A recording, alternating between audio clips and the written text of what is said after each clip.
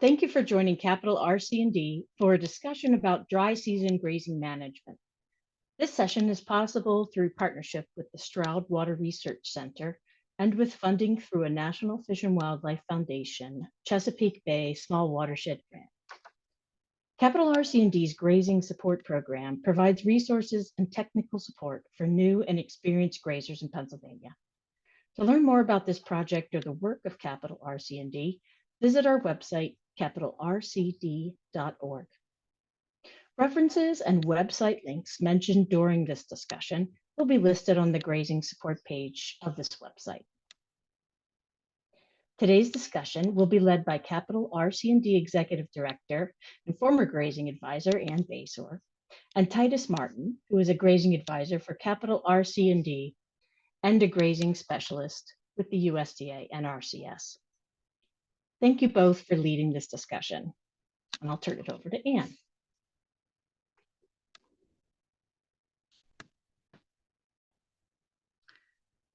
Thank you, Cheryl, and welcome everybody to our webinar on dry season grazing management. Here we are at the end of May in 2023, and we here in South Central PA are experiencing dry conditions at this point in time with a dry winter and dry spring. So we'll see what's ahead for the year. But what we're going to talk about today are some of the management tools to put into place for dry season grazing. We'll look at some annual cycle awareness, preparations for a dry season, taking action, and then have some question and answer time. And as Cheryl referenced, we will have resources available at the end of the webinar. Next.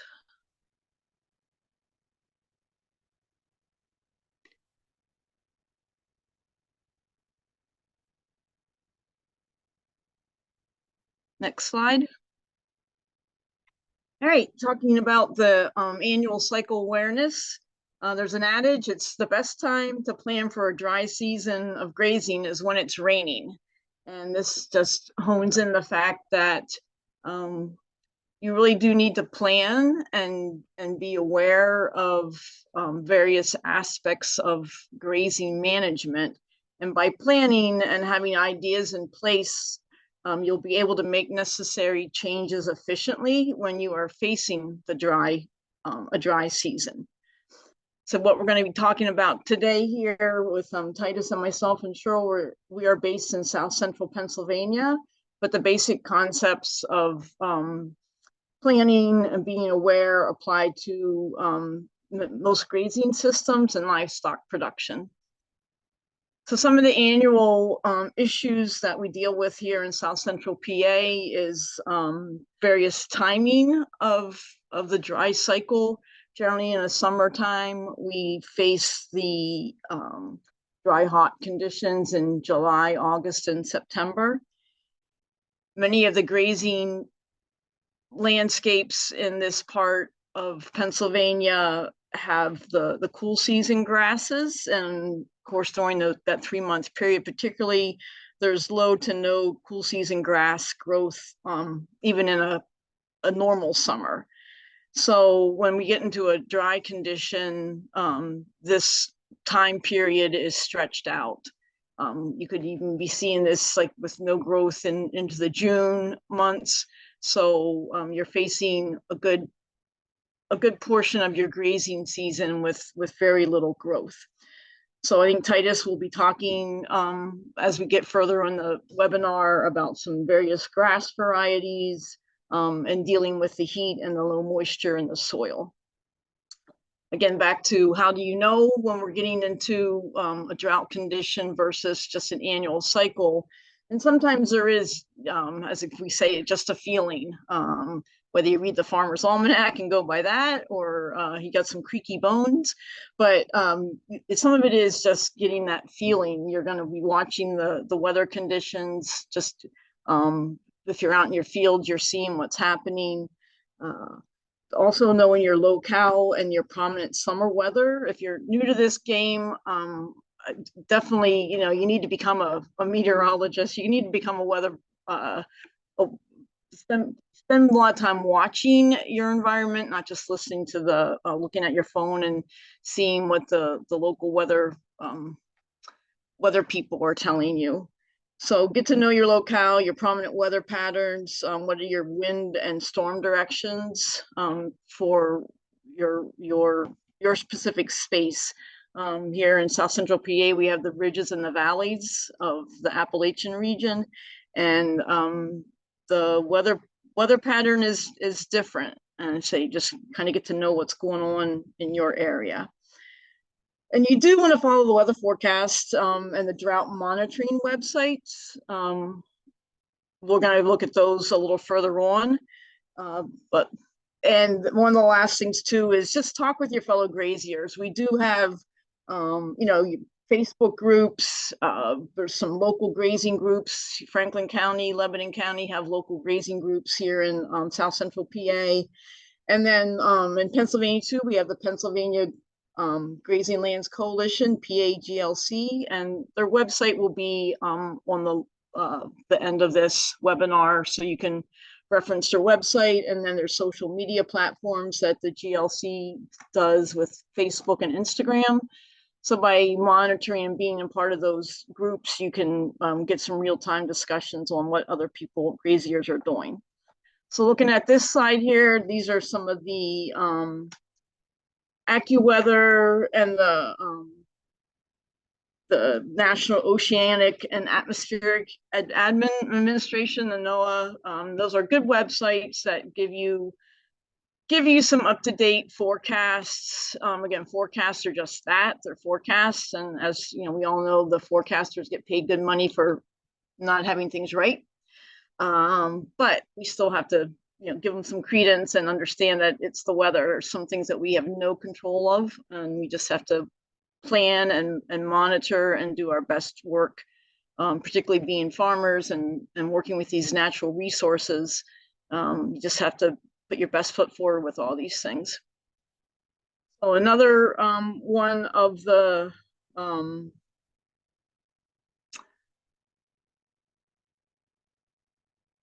I think we go to the next slide, Cheryl.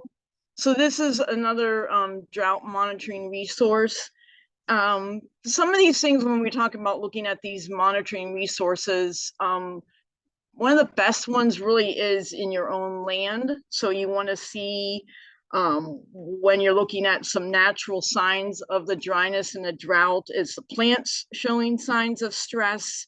Obviously with curled leaves, you'll see that particularly like corn and things, the leaves will curl up to try to retain as much moisture as they can, so there's not as much evaporation.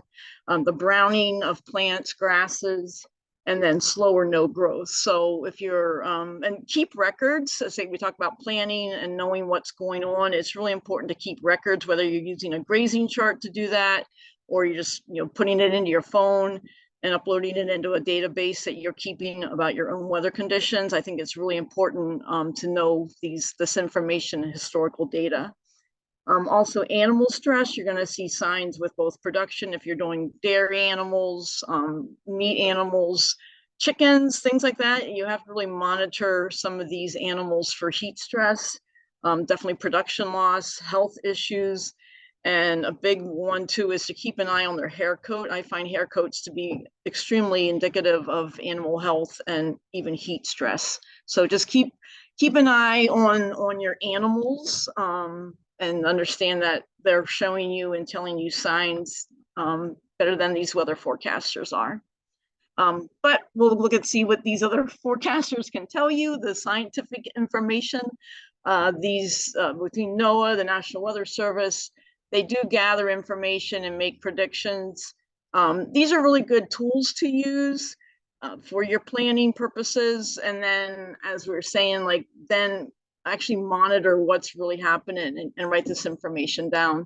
I particularly like the graphic on the right-hand side showing the seasonal precipitation outlook, June, July, August. Like I said, right now in Pennsylvania, we're kind of in a drier period. So it's nice to see that the seasonal precipitation outlook is saying that we're going to be leaning above for the next 3 months. So that would be really good. And it does follow. It's my it's just kind of good to see this and to understand where it's going to take us to. All right, next slide. This is a nice website. It comes out of the University of Nebraska at Lincoln on the National Drought Mitigation Center. And they monitor, receive information from various stations on Tuesday, compile the data and release it on Thursday. So it's very current data as far as what the drought situations are across the country. And then, so if you go to the next slide, you can hone down in and take it down to your state. And you can also do compare the 2 weeks, like the map on the right is Pennsylvania late May in 2021. And then the map on the left is Pennsylvania here this year, 2023. So it's interesting to see the comparisons, and particularly if you have kept records or you kept like a grazing chart in 2021, and you can see what pastures you had some difficulties with, and you look at this map and compare and see that we were dry that week and things like this. So this is important when you are planning. You can do this during the winter time. You can pull up this monitoring and plug these dates in and see what was going on, because that's when you're trying to work on some things when it's cold out and you're not moving fences all the time. These are some of the tools that you can utilize to take this historical data with your records and make some good decisions. All right, next. These are some USDA graphics. We just kind of pulled these particular ones because they're of interest to the webinar that we're doing today. Milk cow areas, which are in green, and then the current drought for right now, May 16th, 2023. So you can see the droughty areas on the country aren't not where the major milk cow areas are. It says down there at the bottom, I'm looking at the approximately 12% of the milk cow inventory is within the experiencing drought area. So that's indicative of the fact that the dairy industry shouldn't be too affected by the drought.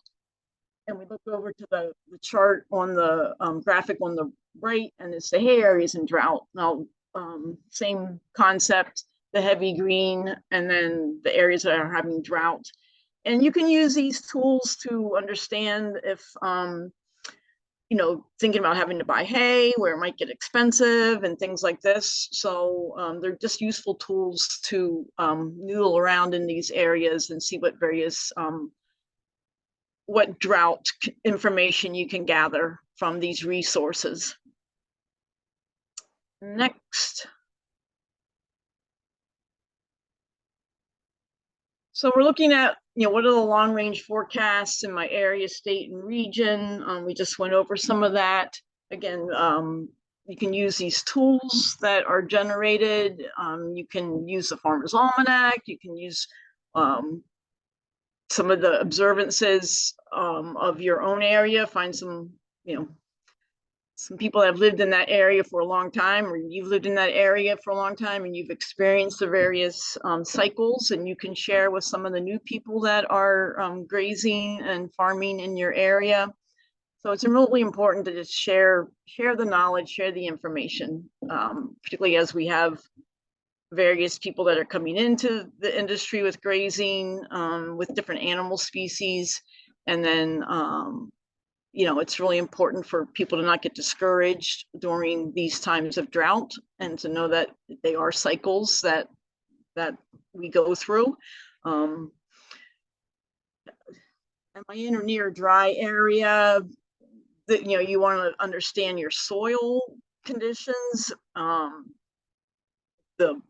So these are some of the things that you should consider if you're purchasing a property to start a grazing operation. You want to look into your soils, some of the weather patterns. These are just some of the things that you should keep in mind before even starting to graze if you're new at it. And if you're not new at it, you probably do know if you're in a dry area, not by now. And we're looking at the El Nino and La Nina. What I've understand is this summer is a time when there is a change in that those concepts. And so we're heading into the El Nino pattern now with the weather trough. So we are in that state of flux this summer between the two different weather patterns. And I understand that El Nino, we tend to see here in the northern areas, we tend to see more hot and dry, which is what we have been experiencing right now this early summer. And then will the hay production be impacted in my region? Again, you can use those resources to understand if you yourself are a hay producer, you're going to know pretty quickly how's your second or first cut's coming. Second cut are you getting growth back? And if you're planting crops, that's even a bigger thing with corn growth and whatnot, which is something that can be monitored with a lot of those resources as well. So I think that's what I have to say on those slides. I think that I'm going to turn over the webinar right now to Titus Martin, who's a grazing advisor, both for Capital RC&D and USDA and RCS, wealth of experience. So I'll put it over to Titus, and then we'll hear what he has to say. Thank you. Thank you, Ann. That was a very good overview and large picture. And I'm going to try to hone it in a little more on the planning as we go from year to year and throughout the year of things that we should probably be looking at, thinking of, and aware of. So I'm going to start with grazing systems and what should they look like and how should I manage them. So one of the first things you could do is possibly have some annuals or some warm seasons. We know that just about every year through the heat of summer, as Ann said, July, August, and early September, we usually are slow, if not dormant in our cool season grasses. So therefore it'd be an opportunity to have some annuals, such as sorghum sudan grass, teff grass, or if you wish, you could have switchgrass or blue stem, something that's there every year as a perennial. Another thing that's important is water. The plants are without water, but the cows need water. So how are you going to get water to where the animals are? So we're not supposed to be able to use streams if we want animals out of the streams. So springs would probably dry up in the heat of the summer. So probably a well with a pump and a good watering system to all the paddocks is a good thing for any time of year or kind of year in pasture management. But it's important to have a good well when we are in a dry time. If we are just in a low slump of summer, then the cows are still out in the field and we can use a water system to the field. So I feel that your grazing system is only as good as your water system.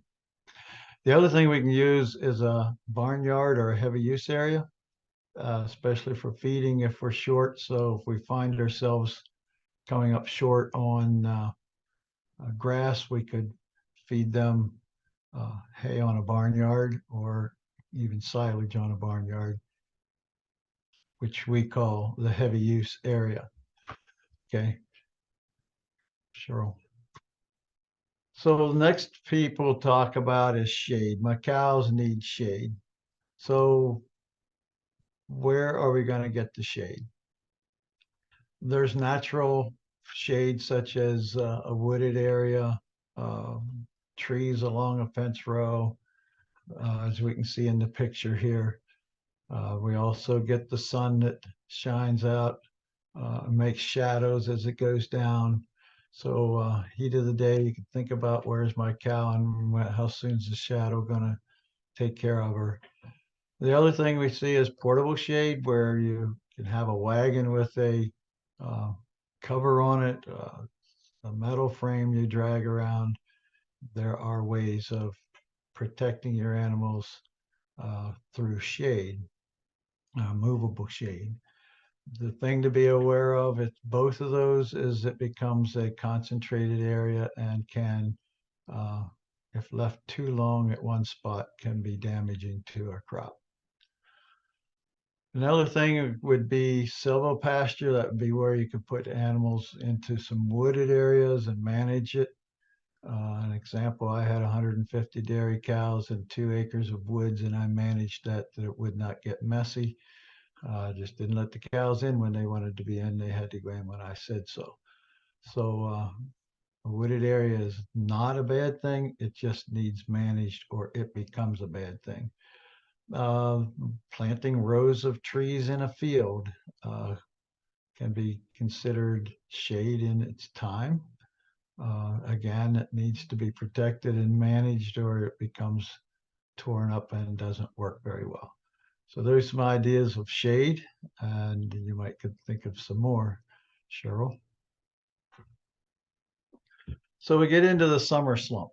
Summer slump is when we are in the heat of the summer. Cool season grasses don't like heat as much as they don't like being without water. So we're going to have those times. So one of the things we can plan in our yearly planning is to have a minimum of 2 acres per animal unit or 1,000 pounds. That holds up pretty well, gives you an opportunity to make quite a bit of hay in the spring, but gives you opportunity to graze longer, if not completely through a normal summer. You can stockpile some of the first cutting and not make as much hay as a way of making sure you have proper regrowth on your second cutting. Paddock sizes will become larger as we get into the summer. So having enough paddocks that we can, enough acres that we can have the size paddock we need and still have 30 on the short side, 40 on the long side of rest between paddocks. It does grow slowly and therefore will recover to a degree unless it's really dry and really hot. Okay.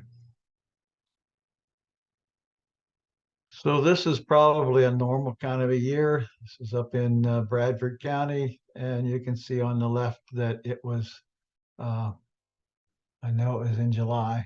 I'm not sure of the date of July. And it was quite dry. And they got some decent rain and a little time, and you can see that it's green and it's growing again on the right-hand side. That is temporary dry time that we have to work ourselves through. Just so happened that year was a very strong El Nino, and you can see that the summer he got some rain in the middle, but that was a hot summer. Next page. So usually we are dry, droughty periods, and some of those can be long to the point we don't get new production. So one of the things I get asked is, can I graze the dry grass that's there? I think yes. Just graze through. The dry matter is still the same. The moisture has dropped, but don't linger in them and overgraze them. Just take off the production as you would whenever it was green. The animals can still get good feed value out of it because it has not died. It's still connected to the root. Okay. Once it starts raining, then we need to pull back and allow it to rain and to grow, I should say. What you'll find is that dried grasses that are very, very dormant when they get much rain don't take long to dissolve into the ground. So you can take what you can, but don't overgraze them. One of the things I try to get people to understand is that because there's just a little bit of grass out there, we open all the gates and we let them go free for all. Continue to manage, keep the gates shut, give them their area, and then move them on. Don't kill the fall future or the future in the fall rains. If we graze them really, really hard and really short, we don't get that bump in the fall when we do get rain. It'll just be flat straight through. Again, talk about the annuals here. This is where you would start grazing your annuals. Sorghum Sudan does not get planted until about this time of the year. In Pennsylvania, we're usually the latter part of May.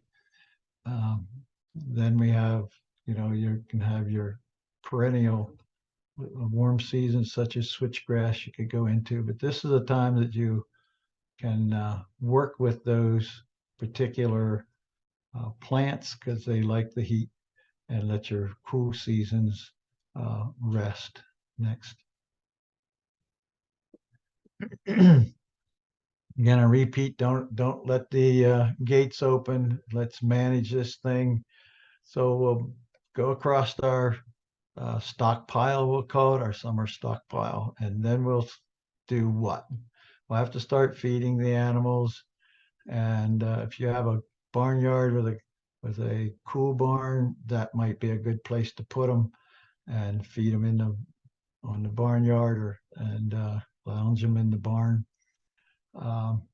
If you don't have a good barn for ventilation, but you have a good barnyard or heavy use area, you might feed them on the heavy use area and allow them to go out to a paddock that would be sacrificed in production as a way of giving them a chance to get off the concrete. Again, they probably would not want to be in the same area if it has a lot of woods to it, because they do make a mess out of a wooded area or a shady area. So be aware of where can I move them as a secondary lot that would work as a sacrifice as well.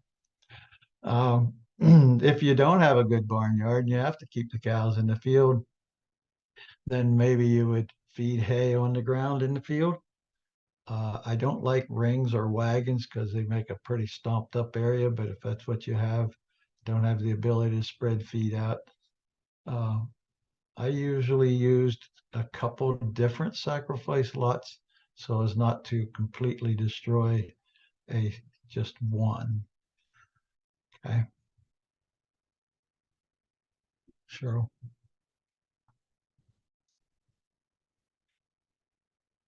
Here we go. Another picture of the same farm.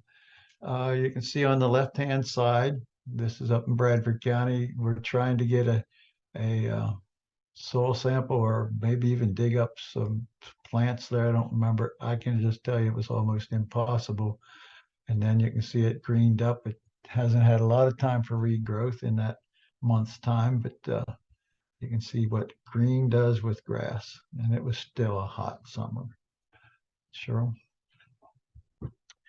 So then we have drought, where there's no recovery of grass. This happened to me in 2010, where we made hay and nothing regrew for the rest of the year. That was a true drought. So what do? We follow our plan for the the slow season. We have our annuals we can go to, but after a while, some of those just disappear. And what are you going to do? So you're feeding your harvest, your spring harvest, or your winter from the fall the year before is getting fed up. What are you gonna do? There's no feed. Monitor your stored feeds. Make sure you still have some before it's too late and you have to pay the highest prices. It's better to get it out of the field if you know it's going to be a problem, but you have to be aware of this early, not later. The hard thing to do is adjust your numbers of livestock. Sell down if necessary. Move them to another farm if you have opportunity. But those are the hard decisions. So monitor your feed, and if you can't get feed, well, you might have to take your numbers down to make it through for the next year. Cheryl? This was back up in the farm in Bradford County again. It was a pasture walk that day. It was so dry and hard, and you can see we're really looking good. So rain is a good thing. Cheryl? During drought, the question comes up, what about toxicity and nitrate poisoning? Drought does take the moisture out of the plant and concentrates your toxins and your nitrates. So with sorghum Sudan, for example, your your boracic acid can tend to build up in it. I have never stopped grazing when it was dried, but I was very careful. I gave them smaller amounts at shorter periods of time and fed them hay. That was a way of keeping it from becoming too much. Nitrate poisoning would come if you were to have put a lot of nitrogen on and it sucked that up in the plant and then stopped growing. Again, I think if you just give a very short period of time, a very small area that they eat a little bit and then they're gone, moved off to another spot or eating hay, I think you won't run into a problem, but you got to be able to manage at a shorter, more concentrated area, or you just keep them off if you can't do that. The worst thing to do is give them a larger area and let them on all day. It will not be a good deal. Okay.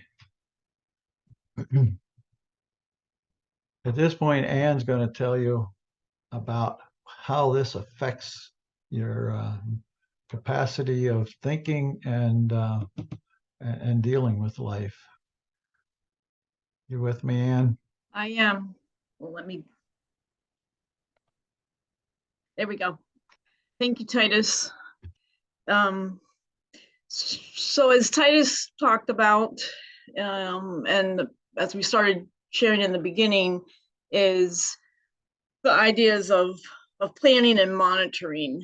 So it is very important running an agricultural business to plan for these events that can cause stress. It's stressful when you see a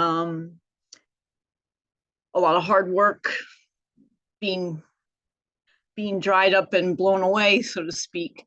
So part of the event is preparing for that, and it's happily nowadays discussions and resources available when we're looking at some mental health issues with farming, and just being able to have like a team support, understanding what tools you're going to use to minimize dry conditions for your business, for your animals, for your land, and then also having tools available to help make business decisions. The management of the grazing as far as what you're planting, what infrastructure you have in place, and then also the business decisions. Do you need to have an outlay more money available for buying hay from another part of the state or even region because your hay supply is low? Are you going to have to sell off some animals because there's too many mouths to feed and you don't have the resources to feed all of those? And depending on what your channels are, your marketing channels are, it could be that the price has dropped because other people are also taking animal inventory and reducing it. So by having some understanding, some plans in place, what are you going to do? You can act more efficiently with a clear understanding and be able to make those decisions without bringing all that stress of a last minute decision. So it just is very, very helpful for your mental capacity, for your family health, and for your business bottom line to put these plans in place before you need to use them. You want to add something, Titus, to that? No, I was just moving my mouse and I said hello to you. So here I am. Keep going. No, so that's again, there is some resources that we'll have at the end of the webinar for some mental health. Department of Agriculture has some mental health web pages and things like that. So we just encourage you to have open discussion with your help, with your family members on what to do when you are in these situations. Next.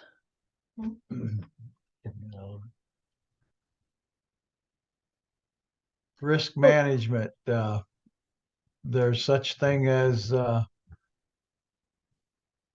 rainfall protection that can be purchased as crop insurance for our cool season grasses.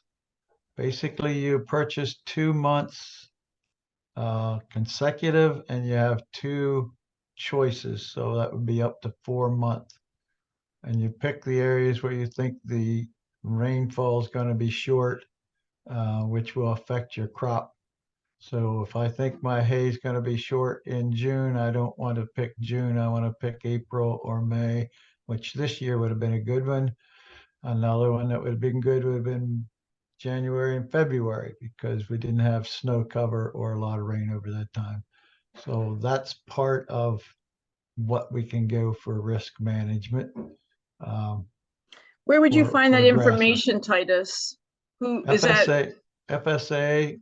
Okay, your farm service agency. Every county should have a farm service agency. That's who, and then you would go to your insurance dealer. So they don't sell insurance. They kind of manage the cropping year in, year out, but you would actually purchase it from a reputable insurance salesperson that sells crop insurance. And as far as conducting the risk management assessments, that's part of what, like I said, if you have a grazing chart, you have that historical data, you can understand and follow the flow of both your grazing, your production, whether it's milk or meat, and understand your expectations for the year, or your downfalls for the year. And that allows you to make the risk assessments to make the decisions on the insurance and your bottom line for your business.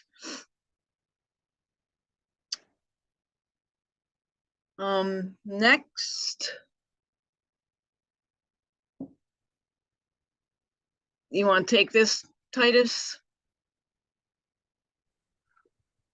Okay, so putting it in summary, we need to create a plan. For this year, we can still plant our annuals. We can plan for the fall. We could, after the crop comes off, we could plant oats something to either graze or to put in the silo or barn, something for future food. So this cool, hot time, or I should say dry time coming early, gives us opportunity to really continue to think about what to do here for the year of 2023. Planning for the future. This is a good opportunity to look at what didn't work well this year. Maybe we should look at something different. The first thing I look at would be water. Do I have a good water system? Do I have my paddocks set up in a way that work well, not only in wet weather but dry weather? So look at practice things that you might want to change or add to. Maybe you're saying, I need more acres because I ran short this year. Well, what for fencing and water system and laneways do I need for doing such a thing?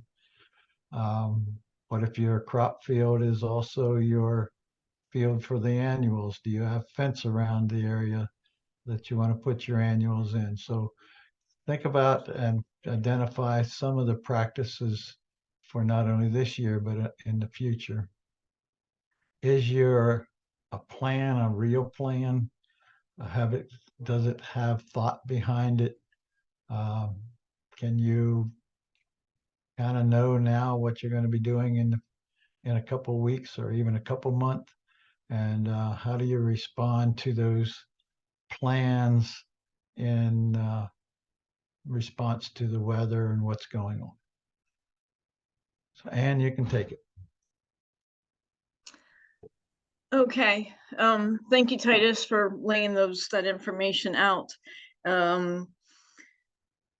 So we covered a lot of different aspects of dry season grazing management today. And here at Capital RC&D, we do have our grazing advisor group, which Titus is one of our advisors. So again, that's a resource that will be at the end of the presentation here, our website, capitalrcnd.org. And you can contact us through the website, or our phone numbers are on there. But we can set up an arrangement for one of our grazing advisors. Capital RC&D covers 7 counties in the Harrisburg, Pennsylvania area, but we can move a little beyond that if we need to, or help find somebody else to provide assistance to you for grazing needs. We also are, we work very closely with the Pennsylvania Grazing Lands Coalition.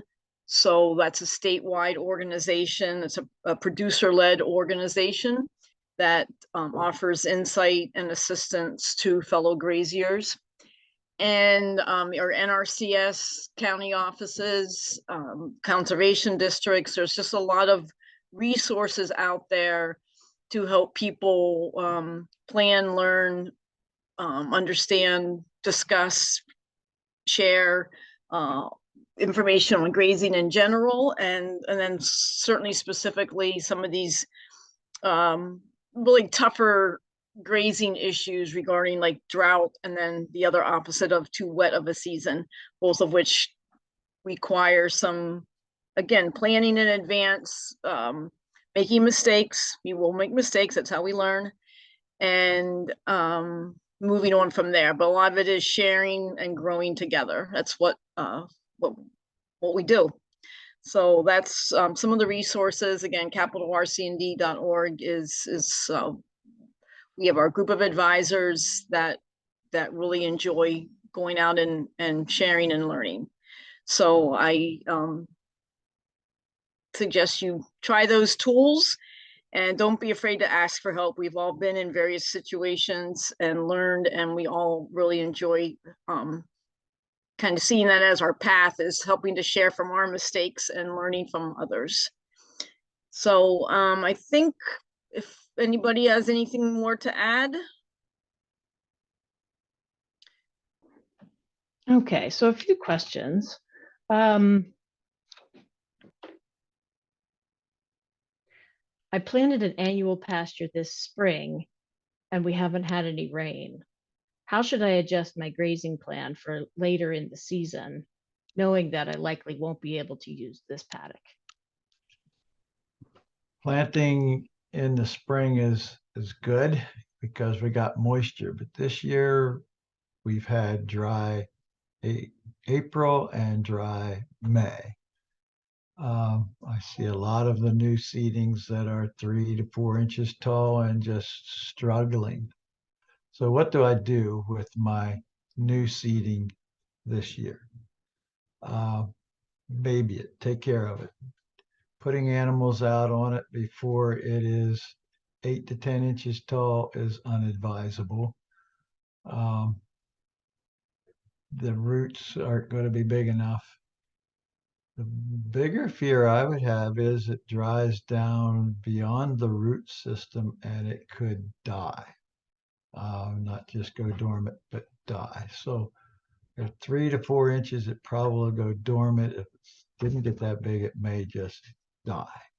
So be aware of letting it grow until it is a sustainable, viable plant before you put animals on it. So pray for rain and hope that it grows and you can still use it once it gets more than 8 inches tall. If it's a very dry summer, is it better to move animals through paddocks more quickly than planned, or keep them in a paddock longer and let them take more from each paddock?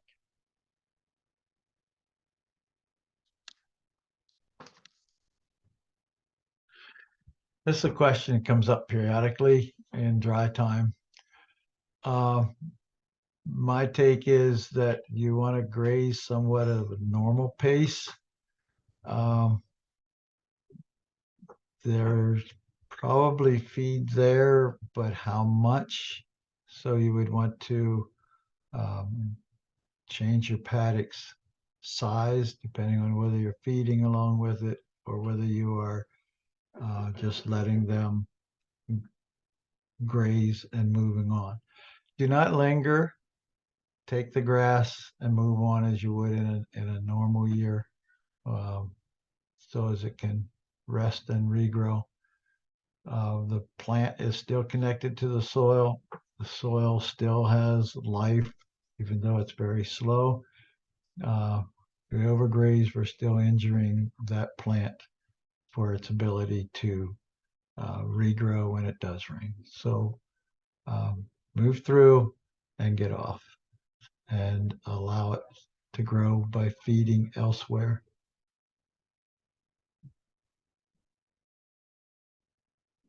Thank you, Anne, and thank you, Titus, for sharing information with us and being available for questions. And thanks to all those who participated and are listening. If you have questions or would like to see the resources mentioned in the discussion, please visit the grazing support page at capitalrcd.org. Thank you.